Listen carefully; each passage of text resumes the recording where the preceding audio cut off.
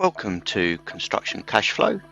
I'm your host, Stu Davidson, and if you haven't already done so, hit the subscribe button so you never miss an episode. The minute you start to say no to people, here's what's going to happen. You're going to realize real quick that lots of people in your circle had conditions on their relationship with you.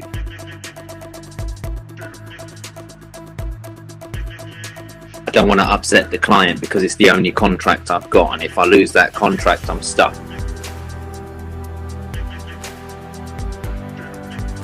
If you don't get real with what you really want out of life, there's a saying, if you don't know what you stand for, you fall for something else.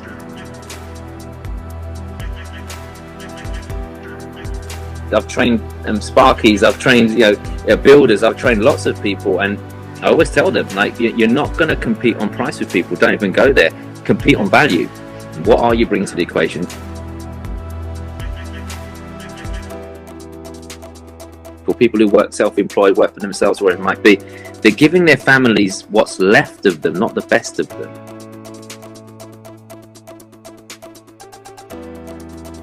Once you sit down and get super clear of what you want and what you don't want anymore, that becomes your GPS.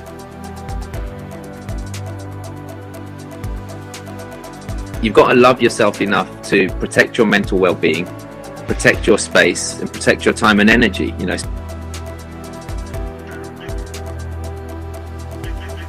My big passion is training and mentoring people. As I'm an ex-psychiatric nurse, one of my biggest passions is actually your mental well-being. And I think personally, the mental well-being of entrepreneurial people is neglected. And people don't look into it enough. And I think there are probably a lot of entrepreneurial people out there that are depressed and don't even know they're depressed.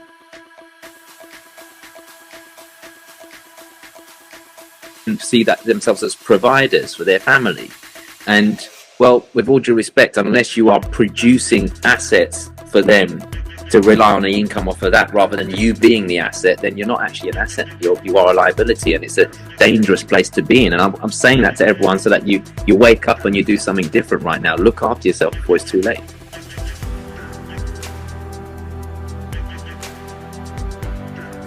And then when you're on your own, it creates this internal conflict, and you start resenting what you've done, and suddenly you start to fall out of love with your work, you start to fall out of love with your clients.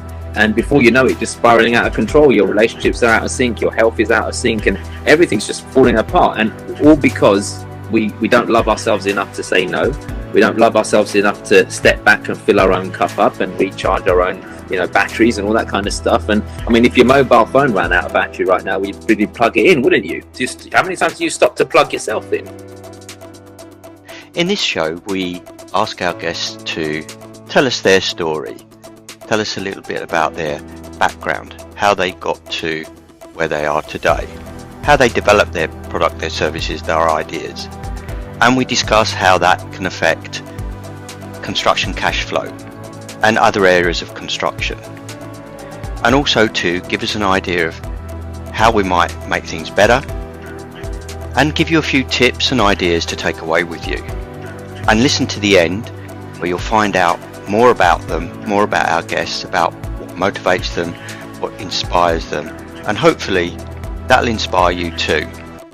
And always, don't forget to hit the subscribe button so you don't miss another episode.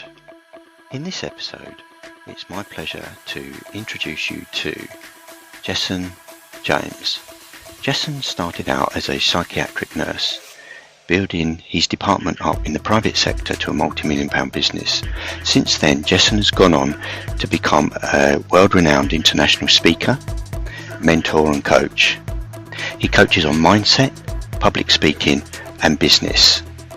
And so, without further ado, it's my pleasure to introduce you to Jessen James. Hi Jessen, welcome to the show. How are you doing today? I'm awesome, thank you, Stu. Thank you for having me. It's a pleasure. Tell us your story, how you got to where you are now, some of the successes and challenges you faced along the way. Yeah, well, I'm born to Mauritian parents who came over from Mauritius in the sort of mid 70s. So I was born in the 80s and grew up in East London, born and bred, and had an interesting upbringing. Let's put it that way. You know, we didn't have much. Mum and Dad were always working all the time. We never ran out of food. We always had food on our table, always had a roof over our head, but never had the finer things in life, as it were. And I used to wear secondhand clothes, hand-me-downs from my brother, cheapest of the cheapest trainers and whatnot, when all my friends were wearing Reebok Classics and Nike Air and all that kind of stuff. And if I'm very honest, you know, I got bullied at a young age. Got bullied at a young age for how I looked, the clothes, and unfortunately back then, and I know it still happens now, but it was more prevalent back then, for the colour of my skin. You know, a lot of these things that happen when you're growing up, and that was all happening, you know, to me at a very young age. And I remember, you know, as a 7-year-old boy, getting, you know, subjected to stuff like this, thinking like, well, what's, you know, as a kid, you don't have any filters, you don't think like people are bad, and you're trying to figure out why is this happening to you, why are people being mean. But I guess what it sparked off in me were two things. One, the desire to want more and go and get it yourself, and I didn't know it at that age, but I just sparked this little desire in me to figure out how can I achieve more for myself, because my parents couldn't afford to give me that stuff. And two, I suppose when you go through extreme pain and suffering, it also gives birth to love. And what I mean by that is, you know, you don't like seeing other people suffer. So I've had it instilled in me from a young age to help other people and look at how I can help myself as well. So that desire, I suppose, to help others, again, as a 7-year-old, after experiencing all this, it helped me go and help other people who were kind of, whether it's bullied or left to one side, you know. And I remember as a kid helping out this other 7-year-old kid who used to come to school, and I have no idea how it happened, but he used to come to school with no food, no packed lunch, no nothing. I don't know how this happened. But I just remember me giving him my sandwiches every day because he didn't have any food. And I used to go home hungry, not say anything to my mum because I thought I'd get in trouble. And I did it for 2 weeks, and then second week I just couldn't take it anymore. I went home and said, "Mum, I'm starving." She said, "Well, do you not have lunch at school? What's going on?" And I told her what I'd been doing. So I did get in trouble, Stu, but for the wrong reasons, for not telling her sooner, because she started packing double sandwiches for me to bring for this kid. So, you know, I've always been helping people since that young age. I've always wanted to help people, you know. So I guess that's kind of like my upbringing, as it were, to get me to where, to the point where I felt that it sparked something inside of me, if that makes any sense.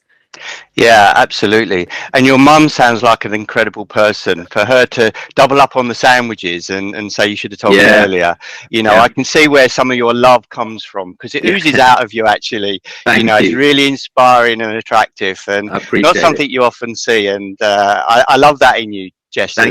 Thank you. Yeah. What an amazing story. And so you progressed and become an entrepreneur.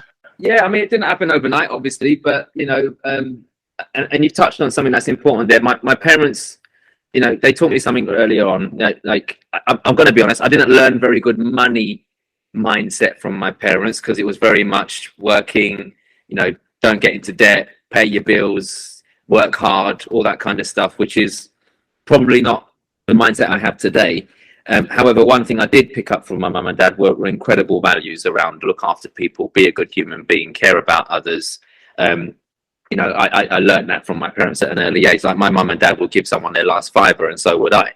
You know, it's like it's that mentality, and you always, probably, you know what it's like in the UK growing up around the 80s and how life was back then. Everyone helps each other. You help your neighbour. You could leave your front door open. You could do all the good luck doing that now. But, like, you know, I mean, those values that were instilled in us as kids, I think is missing in society nowadays, big time. However, that's always stuck with me, and so I always teach people this: like, learn to make someone else's life better, and you'll never worry about money again. And that's from giving, you know. So for me, I just grew up with this whole give mentality. Give. How can you help? How can you solve problems? And I was fascinated by doing stuff for myself, namely trying to earn an income, you know. So I started my first business when I was 11 years old, and that was selling. I went to Mauritius for the first time with my parents, and I bought I smuggled back these little Chinese firecrackers. I just kind of put them into my mum's suitcase and got them over to the UK, and then snuck them back out before she was looking, and then I sold them in the playground at school. And it was going okay for about a week until someone decided to throw some off the top of a double-decker bus, and in his uniform. So the public saw who it was, got grassed up to the school, and he grassed up who his dealer was, and that was me.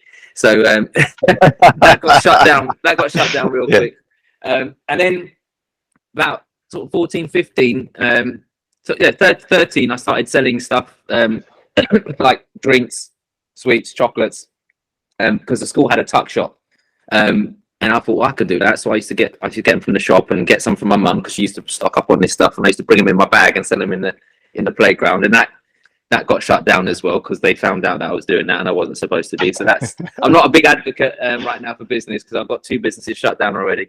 And then the third thing that I did at 15 years old is when mobile phones started first getting popular.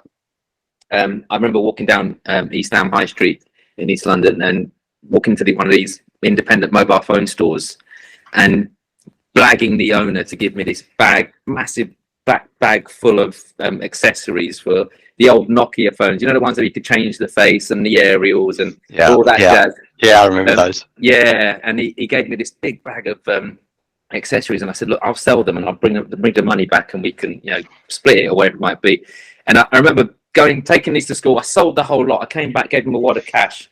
And I think he peeled off like a tenner and goes, here you go. And I went, what? After all of that, I get it.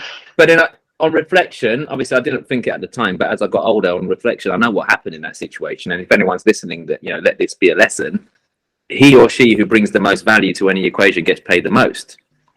So it was his stock, which he paid for and put the risk up for, put the cash up for. It was his shop, which he pays rent on and, took the risk up for.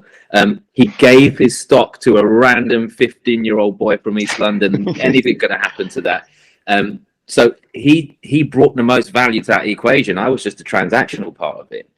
But again, looking back on it, that's a valuable lesson to learn in life and business. If right now you're not getting paid what you work, you've got to ask yourself, how much value am I bringing to any equation? Because the more value you bring to any situation, the more you can charge. So a lot of your followers are people who are in the construction industry or service-based industry, and you're competing against everybody else. So you can't really compete on price all the time. You're going to turn into a price war. How much are you going to cut? How much are you? And you know what it's like in construction. People would love to get a few different quotes so you can play each other off. The next person or wherever it might be. So I always tell people, and I've trained Sparkies, I've trained builders, I've trained lots of people, and I always tell them, like, you're not going to compete on price with people. Don't even go there. Compete on value. And what are you bringing to the equation? Train your prospect to understand you get what you pay for. And so for me, I learned a lot about this, and then went through college and all that kind of jazz. Ended up actually training as a psychiatric nurse. For people who don't know, I used to be a psychiatric nurse. But when I qualified as a nurse at 24 years old, I thought, you know what, sod it. I want to go give business a go. I thought I'd give it a go before I go into nursing properly and see what happens. And I did. I launched my first company, and unfortunately made a whopping minus 65 grand in 3 months. It's hard. I didn't know what the hell I was doing. And for your listeners, they'll probably understand why.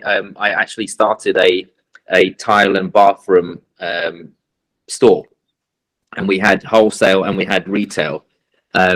And what was a freaking nurse doing opening one of those? I had zero experience in that industry, but a friend of mine said we can get stuff cheap from China, bring it over here and sell it, and whatever it might be. And we got ripped off. We got sold dud stock. And the stock that we could salvage, we couldn't sell it because it wasn't our sector. I didn't know what I was doing. We got taken out by all the other big players in the game, So again, lesson learned. Stay in your lane. Do what you know. I meet a lot of people trying to start businesses, and they come up with these wacky ideas, and they've got zero experience in them. So you're not going to get anywhere. Use what you already know. What do you already know, and double down on that. So I did. I went into nursing. Had quite a short but decorated career, as it were. I worked in the private sector, and in the private sector you climb the ranks quite quickly. So I became the youngest ward manager in the UK at 27 years old. But when you're a ward manager in the private sector, you also get given sales targets, so you still need to look after your patients, look after your department, and sell. But that was fine because I enjoyed entrepreneurship. So I made my employer £6.5 million in 2 years, selling beds to the NHS contracts and all that kind of stuff. And then sadly, for everyone who's young enough to remember the recession in 2009, 2008, 2009, unfortunately, they told me they don't need me anymore. And just like that, my job was taken away from me. And I'm pretty sure people listening can probably recall a time in their life where they felt a little bit betrayed or let down or stabbed in the back, by someone or something. And it's how I felt at the time. But I'm a big believer, again, if you're listening to this and you're going through hardship, everything's happening for you, not to you. Because that set me free in a way, because I thought, you know what, I'm not going to work for anyone anymore. I'm going to go and start my own business. Again, this time I thought I'd do what I know, which is healthcare. So I launched my own healthcare company, supported living service for adults in the community. And it wasn't easy. I'm not saying it was easy. I worked really hard, but the long and short of it is that business made me financially free at the age of 31 and a millionaire 2 years later, which isn't bad for a nurse who got fired, So it's been hard. Yeah, it's not been an easy journey. I mean, that was the kind of the condensed version, although it sounded like I was speaking for half an hour. But it's been quite a journey. It has, yeah. Oh, amazing value in there. And what I love, Jessen, is that you've maintained the values that you developed when you was younger, and the values that were passed on from your parents. You've maintained those values right the way through. And sometimes as a business owner, it's you get wrapped up in the business side of it and you kind of lose sight of your own identity. Yeah, I know in the profession, so I came from a profession, sometimes if I was called a quantity surveyor, I would identify as a quantity surveyor and kind of lose sight of my own kind of values. And it can be like that in the construction industry quite a lot. It's quite brutal and quite contractual and quite adversarial, and if you've got values that are non-confrontational, you're good at what you do, you want to bring value to the work you do, it's very contractual, and you can lose sight of that. And I think it's an amazing thing that you've done you've had various different types of businesses.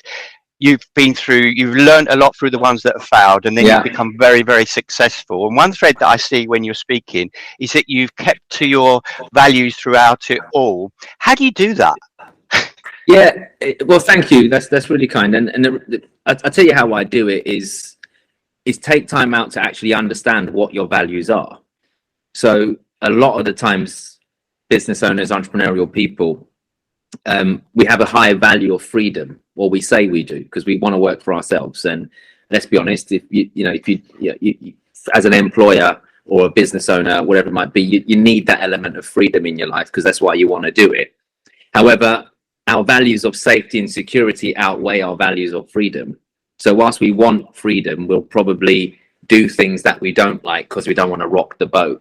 So for example, I don't want to upset the client because it's the only contract I've got, and if I lose that contract, I'm stuffed. So what they're saying to me doesn't align with my values, and I feel like I've got a job anyway. But I value being safe more than being free. And this is why people stay in jobs they don't like, because it's safe. They want to be free from it, but they stay. So they value safety more than their freedom. People stay in relationships that they're not happy in when they want to be free. Why? Because it's steady Eddie, don't rock the boat. So I think if you don't get real with what you really want out of life, there's a saying, if you don't know what you stand for, you fall for something else. And that's the truth. So for me, how I've stayed on track, as it were, is by getting clear with what I want. What are my values? What's important to me? And anyone listening to that, once you sit down and get super clear of what you want and what you don't want anymore, that becomes your GPS. It becomes your sat nav. It becomes your guide. You'll know what to say no to, what to say yes to. You'll know what to show up for, what not to show up for. You'll know how much time to give something versus not giving it any time at all. And because people are literally living out of control right now, they don't know what they want. They've got no clue what their values are. They've got no sense of direction. So they're just going wherever the wind takes them. And that's, for me, I did that for many years, and it doesn't serve you. It doesn't get you anywhere. In fact, it just makes you more unhappy. So what's the point? I think, people talk about finding your life purpose. Everyone find your life purpose. Our primary purpose on this freaking earth is to be happy. That's your primary purpose. Whatever else comes after that, helping other people, changing the world, making it a better place, looking after your family, whatever, those are secondary. Your primary purpose is to be happy. And for many people, I'd go as far as saying at least 60 to 70, if not 80% of the population are not happy with what they do for a living right now. Amazing. I think you're right. And what an amazing message. And I think that message goes across all sectors, all businesses. Yeah. Particularly in construction, there's a lot of stress, people kind of not really knowing where they're going with things. Yeah. And, Yeah. there's a lot of mental health issues amongst business owners in construction, because it is it can be a brutal industry. And the advice for them to sit down and take stock and think about their values, and then take a step back, a deep breath, and then align. And I like what you said about knowing when to say yes and no, because sometimes I think we say yes too many times out of fear. How do you think we all got those subtle fears? There's the big fears that we can all identify, but those very subtle things where I'm saying yes when I mean no. I mean, how can we kind of address kind of that sort of thing, that the more subtle fears that build up over time? Again, it's not an overnight fix, because what I'm about to say to people, especially in the construction industry, you might think it's a bit woo-woo and tree huggy, but the truth of the matter is, if you don't love yourself, you're going to say yes to everyone. And what I mean by that is, you've got to love yourself enough to protect your mental well-being, protect your space, and protect your time and energy. Especially as an entrepreneurial person, you've got so many demands on your time. You've got your team members, you've got your clients, you've got bills to pay, you've got your family that you've got to provide for and support for, and everything falls on your shoulders as an entrepreneurial person. And every supporter needs a supporter. You spend so much time trying to support everybody else, but that includes pleasing others and saying yes all the time. And what happens then is, you say yes to everyone, and then when you're on your own, it creates this internal conflict, and you start resenting what you've done. And suddenly you start to fall out of love with your work. You start to fall out of love with your clients. And before you know it, just spiraling out of control. Your relationships are out of sync. Your health is out of sync, and everything's just falling apart. And all because we don't love ourselves enough to say no. We don't love ourselves enough to step back and fill our own cup up and recharge our own, batteries and all that kind of stuff. And I mean, if your mobile phone ran out of battery right now, you'd really plug it in, wouldn't you? But yeah, exactly. How many times do you stop to plug yourself in? Most people don't, and that needs to happen more, I'd say, for entrepreneurial people than people working a job, with all due respect. Because when you've got a job, you get your annual leave, you get your sick pay, you get your tidy little pension, you get to switch off when you switch off, you clock off at 5, you don't worry about a thing until you're back in the office the next day. Whereas an entrepreneurial person doesn't switch off. There's no annual leave. There's no sick pay. There's no open hours, close hours. You could do a whole day at the office and then come back and do another shift at home, because do all the stuff that you haven't done in the day. So when are you going to stop? And that means learn to say no.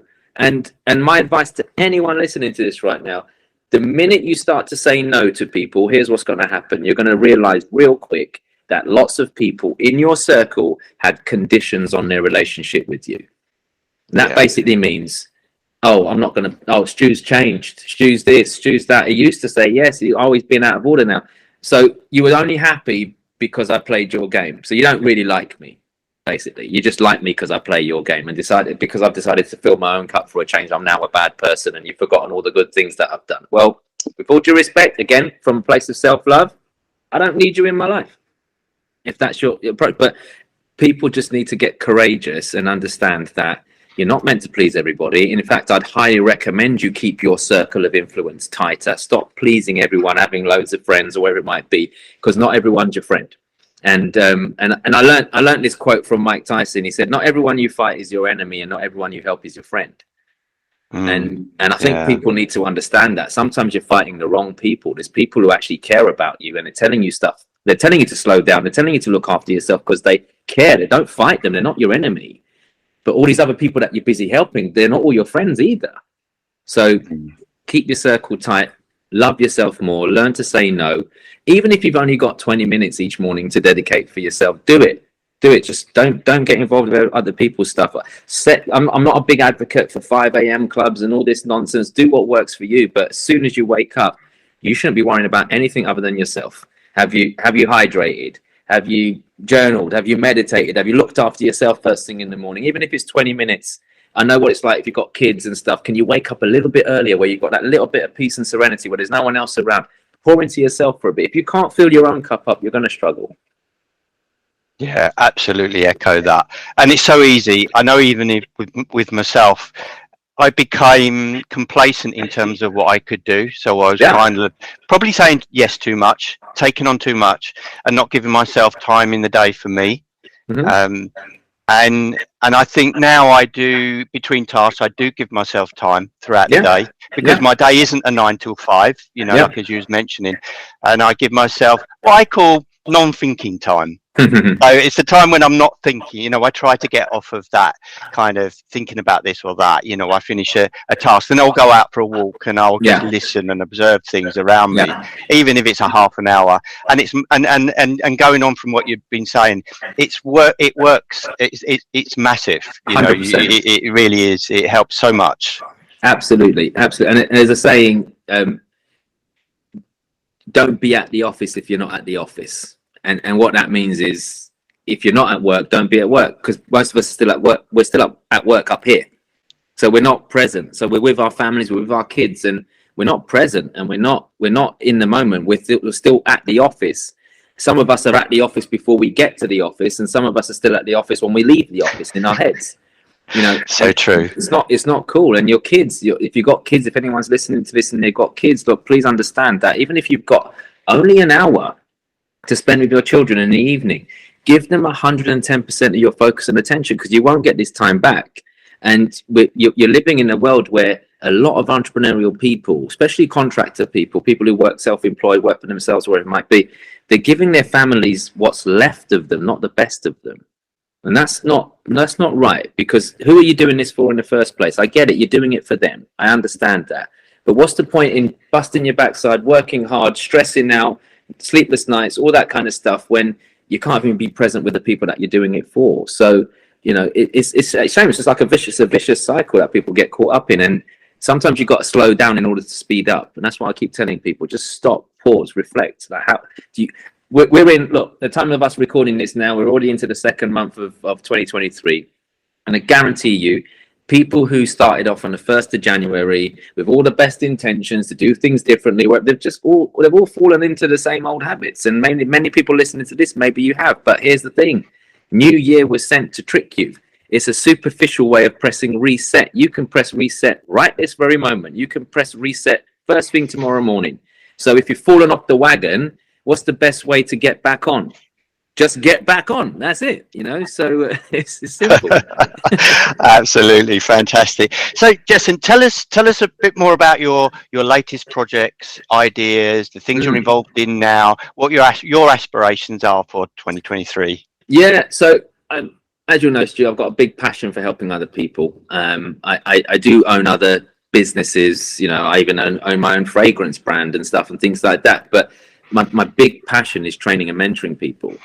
And for us, there's a big push this year to get people more help. And it's not just business training. It's personal development, working on yourself, health, wellness, you know, fitness, the whole lot, like looking after yourself. So we want to help more people. But as I'm an ex-psychiatric nurse, one of my biggest passions is actually your mental well-being. And I think personally, the mental well-being of entrepreneurial people is neglected. And people don't look into it enough. And I think there are probably a lot of entrepreneurial people out there that are depressed and don't even know they're depressed, you know, or suffering with some kind of anxiety or something of the sort, and they just plod along because they have to, you know. And so I suppose for me, there's a big push this year to go and help more people. I've made a lot of my trainings now more accessible. We used to do a lot of face-to-face, and we still do face-to-face trainings, but you know, I've brought a lot of my stuff online now. I have a coaching franchise as well, where I've got a lot of incredible coaches that I've personally trained, who work with me, and they help entrepreneurial people really regain balance in their lives. And we're really pushing that this year to let people know, look, you're not alone. Speak to someone. Get the help that you need, regain some kind of balance. And when I say balance isn't like a set of scales where everything's equal. There's no equilibrium in entrepreneurship. You probably spend more time with your business and your colleagues than you do your family, and I get that. However, going back to what I was saying earlier, if you are at the office, be at the office. If you are at home, be at home. So even if you've got 2 hours at home, give it 110% of your attention, because let's be honest, Stu, if you're talking to a client right now, you'd probably put your phone on silent, give them 110% of your attention. You're not thinking about anything else. But so why do we pick up the phone when we're with our kids supposed to be playing football with them? Exactly. There's no respect, there's no balance. So when I say balance, it means whatever you're doing, give it 110% of your time. And I think a lot of entrepreneurial people, their health is spiraling out of control. The physical health, a lot of them are obese, putting on weight, at risk of heart disease, cholesterol, diabetes, all this kind of stuff. So they're not looking after themselves. They're not looking after their headspace. They're going at 100 miles per hour. And here's the biggest problem. They're abusing their bodies and their minds so much to the point where they might not be able to work. So if anyone listening to this right now, I've got a really strong message to share with you. If you get hospitalized for the next 6 months and cannot work, what's going to happen to your business? What's going to happen to your loved ones who rely on your income? So you are actually, and I'm going to say this with the utmost love and respect, but I do want to shock you into listening to what I'm saying right now. You're not actually an asset to your family, you're a liability. That's what you are. Because everything that you do is in your head, everything that you do is trading your time for money, and therefore you're a liability. You are not someone that your family can rely on, because you don't have, unless you've got investments and whatnot, you do not have another way to pay your bills other than work. Therefore, if you get sick, you get hurt, you get run over, have an accident, whatever it might be, especially in the construction industry, do you know how many friends I know who's fallen off the ladders? Can't work. Yeah? Didn't think about it. Then you are not an asset to your family. And look, I know it's your audience. I'm not just saying your audience are men, but a lot of men see that themselves as providers for their family. And well, with all due respect, unless you are producing assets for them to rely on the income off of that rather than you being the asset, then you're not actually an asset. You are a liability, and it's a dangerous place to be in. And I'm saying that to everyone so that you wake up and you do something different right now. Look after yourself before it's too late. I've seen on the threads of LinkedIn, Jessen, that when we talk about some of the plights of the small businesses and owners that you're talking about, and who can be listening, they could be from consultants to trades. I quite often see a message now and again saying, "Can we talk about mental health?" Yeah. And I think people this year, is the year people do want to talk about it. People do want to open up about it. People do want to identify with their values, and they do want to find out how they can match their work-life balance, how they can address the ways in which they can be a liability to themselves, their families, and also for those in the supply chain, those higher up. How can developers, contractors think about the effect of their actions down the line into the supply chain, and how they're affecting those small business owners, their families and their communities? And there's a wonderful message and teaching that you do. How can people listening get in touch with you, find out a bit more about your coaching, and so they can get some support, the support they need? Thank you, Stu. I appreciate that. Look, I think before people get in touch, you just got to ask yourself, what do you need help with? Because I contrary to popular belief in the coaching and mentoring industry, I don't just work with anyone who's got a pulse and a checkbook. I want to make sure people know what they want. The problem hurts enough for them to want to do something about it, because for example, you go into the gym right now, especially at this time of the day, you'll see loads of people in the gym who are there not because they want to be, it's because they've been prescribed it. They've been told, if you don't go and look after yourself, you're going to have a heart attack. And unfortunately, we live in a reactive society, not a proactive one. So when I say it needs to hurt enough, people need to understand that I want your situation to be painful enough. Why? So that you do something about it. Because if it's not uncomfortable, you don't move. That's how people are. So it's pointless getting in touch with me and my team unless you're absolutely 10 out of 10 committed to solving some kind of pain that you're in right now. Now, what kind of pain can I potentially help you with? Well, definitely with your mental well-being. Like right now, if you're struggling with your own mindset, you find yourself being quite negative at times. You find yourself spiraling out of control. You find yourself feeling like, you're having some of your darkest moments, or you feel like you're just, every day's Groundhog Day. You're just struggling. You're grinding it out, and no one's around to help, and no one understands you. Maybe not even your partner. You just feel like really alone right now. I can help you with that. If you're feeling like your business is out of, out of control right now, the leads are not coming in, the cash flow is not there. The sales aren't coming in. You're not as profitable as you used to be, or you're working too much, trading too much time for money. Need to create more assets. Need to systemize your business so you're working less and getting paid more. I can help you with that. If you want your sales to go up, we can help you with that. So we have so many different avenues to coach and mentor people, and we make them super affordable as well. We're not crazy money. If you want to work with me personally, it will be crazy money. But that's fine, because I have clients who are in different stages of their life. If you're doing multiple 7 figures, then hit me up. Of course, I'd love to work with you. But if you're in early stages, or you're 6 figures, or just about, or whatever it might be, you're just finding yourself and you need some help with your personal, professional, financial life, then we can help you. I've got some world-class mentors and coaches who work with me, who are personally trained, who can help you. So if you want to do that, and you're 10 out of 10 motivated to solving your problem, just drop us an email on success@jessenjames.com, or drop me a DM on any of my social media handles, all at jessenjames_official. But if you send an email, success@jessenjames.com, and that's success as in the word success, JESSEN James.com. Just drop us an email. Just say, look, I heard you on Stu's podcast, and make sure you let us know that you came from Stu, so we know to look after you. And then we'll see what we can do for you. We can have an impartial chat with one of my team. They'll be able to give you some free advice. You might not even need us after that, because we give willingly. And if you do want to carry on working with us, you can. We can have a chat about that. Oh, that's perfect. And what I'll do, Jessen, is I'll put those links into the podcast notes when the episode goes out, so people can watch the podcast, and then if they need to get in touch, they want to get in touch, they're committed, they can click on the button and then come straight through to you. Yeah, absolutely that. And what I will do as well, Stu, is if you let my Francesca know after this, we'll send you a link that they can just directly book in a consultation with our team. And anyone who comes via you guys, we'll gift them a free complimentary session that they can have with the team and get some advice, so that we can look after some of your people as well. Oh, that's amazing. Thank you so much, Jessen. Cool. No problem. Time for a quick fire round? Yeah. Okay. So quick questions then. Starting with, how do you start your day? I love this question, because people often think that I get up at 5 a.m, meditate, zen out, all that. I don't. I actually don't. I don't do any of that. But how I start my day is I do get up early. I hydrate straight away. And then I get ready and I go to the gym. I go and work out. That's what I do. It's my time. It's for myself. So I like to take that time out for myself, because I need to fill my cup before I start the day.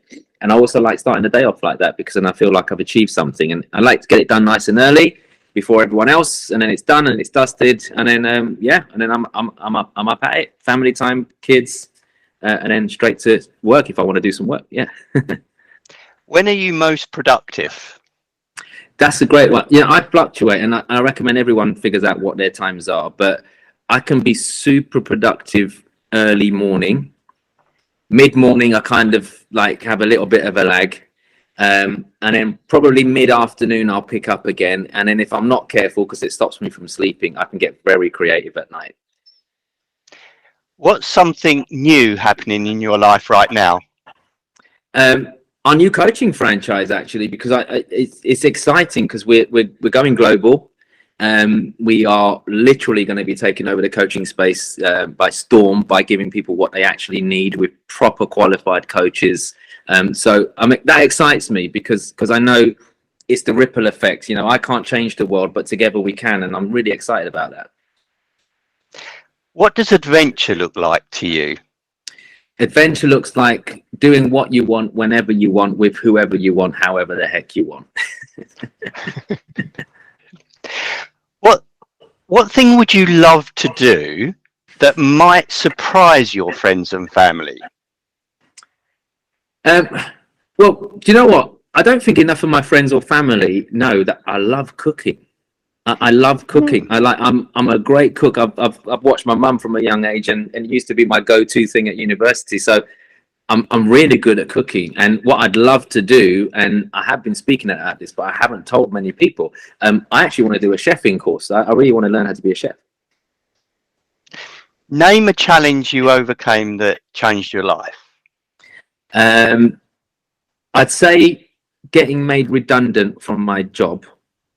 And what I mean by that is it taught me, I think, a skill that a lot of people are lacking, and that is self-leadership and responsibility. And it's taking ownership has massively changed my life. I'm no longer at the disposal of everybody else. I control everything in my life because I take responsibility for it.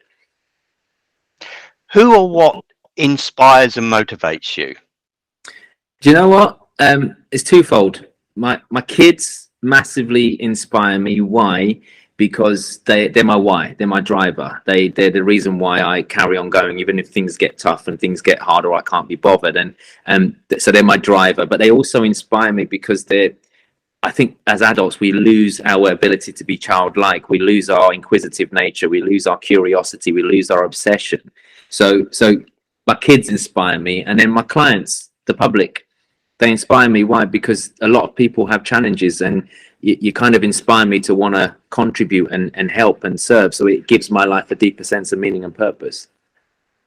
What does success mean for you? I'm going to go back to my adventure answer. It means doing whatever you want, whenever you want, with whoever you want, however the heck you want. And finally, what advice would you give to your young self? I'd go back and tell my young self that everything's going to be fine just the way it is. You don't change anything that happens in your life, because you'll change who you are. Everything that's going to go on in your life is going to shape you, but just know you're going to land on your feet, buddy.